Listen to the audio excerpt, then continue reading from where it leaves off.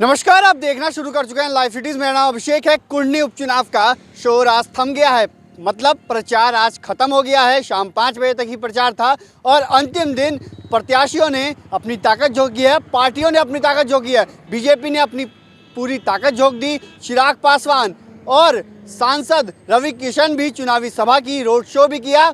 अब देखना दिलचस्प होगा कि क्या होता है। वहीं महागठबंधन की ओर से कल नीतीश कुमार सीएम हैं और उप मुख्यमंत्री तेजस्वी यादव दोनों ने चुनावी सभा की हुई थी। तेजस्वी यादव इससे पहले तीन चुनावी सभा को भी कर चुके थे कुंडली में।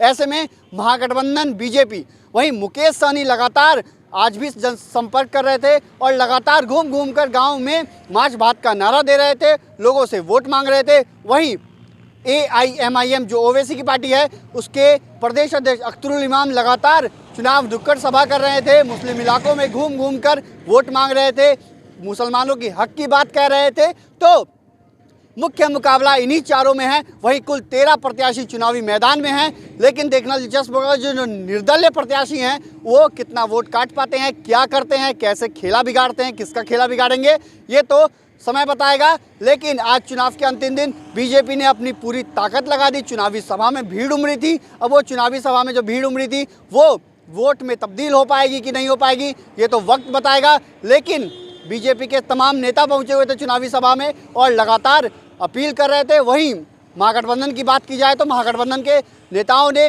गांव-गांव घूमकर जातीय समीकरण को साधने की कोशिश भी की थी। जिस जाति के नेता, उस जाति में नाराज़गी ना हो, उस जाति का वोट मिले, नेताओं को उतार दिया था। मुस्लिम इलाकों में भी महागठबंधन के कई नेता उतरे हुए थे।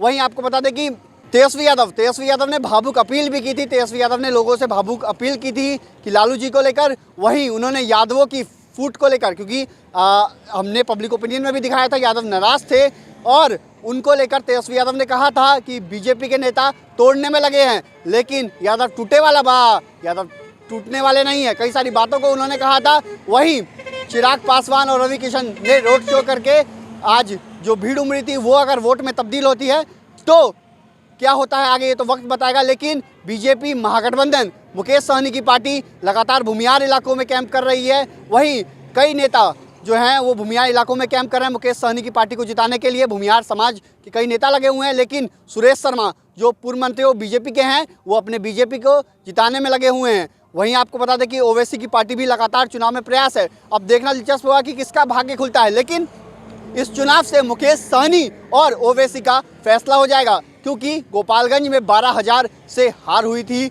महागठबंधन की राजद कैंडिडेट था, मात्र 1700 वोटों से हार हुई थी। 12,000 वोट ओवैसी की पार्टी के प्रत्याशी को आए थे। ऐसे में 1700 वोटों से महज हार हो गई थी। ऐसे में देखना दिलचस्प होगा कि यहाँ पर वो फैक्टर कितना काम करता है। वहीं अजय निषाद सहनी समाज से आते हैं, वो पति पत्नी दोनों लगे हुए हैं, लगातार चुनाव प्रचार भी कर रहे थे और अब तो चुनाव प्रचार खत्म हो गया है। अंतिम दिन प्रत्याशियों ने अपनी ताकत झोंकी है। चिराग पासवान और रवि किशन ने ताकत लगाई है। तो दूसरी तरफ महागठबंधन में नीतीश तेजस्वी की जोड़ी कमाल करेगी क्या, या मुकेश सहनी या ओवैसी कमाल करेंगे, तो देखने वाली बात होगी, वो तो वक्त बताएगा। लेकिन अब देखना होगा। वोटिंग होनी है 5 तारीख को और रिजल्ट 8 दिसंबर को आएंगे। तो बने रहिए लाइव सिटीज़ के साथ। हमारे यूट्यूब चैनल को सब्सक्राइब करिए, फेसबुक पेज को लाइक करिए।